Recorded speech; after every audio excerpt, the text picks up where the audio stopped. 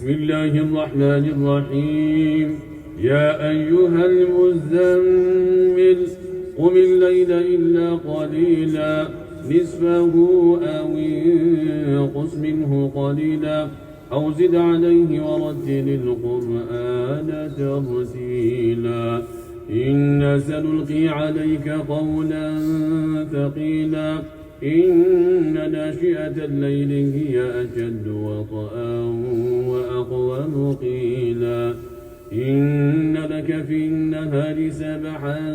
طويلا واذكر اسم ربك وتبتل إليه تبتيلا رب المشرق والمغرب لا إله إلا هو فاتخذه وكيلا واصبر على ما يقولون واهجرهم هجرا جميلا وذرني والمكذبين أولي النعمة ومهلهم قليلا إن لدينا أنكلا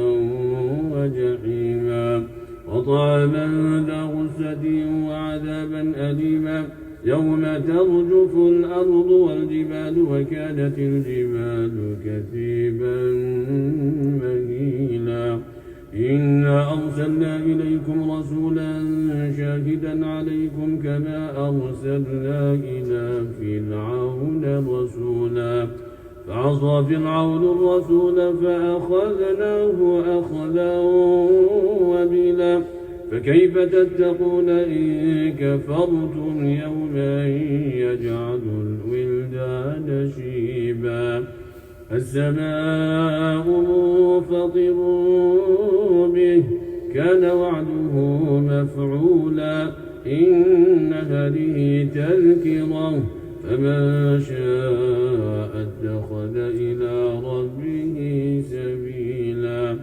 إن ربك يعلم أنك تقوم أدنى من ثلثي الليل ونصفه وثلثه وطائفة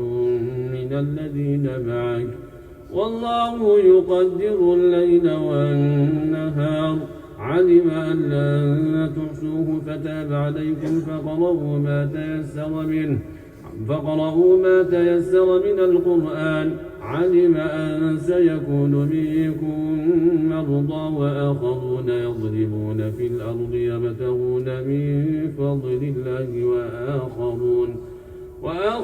يقاتلون في سبيل الله فقرأوا ما تيسر منه وأقيموا الصلاة وآتوا الزكاة وما تقدموا لأنفسكم من خير تجدوه عند الله هو خيرا وأعظم أجرا واستغفروا الله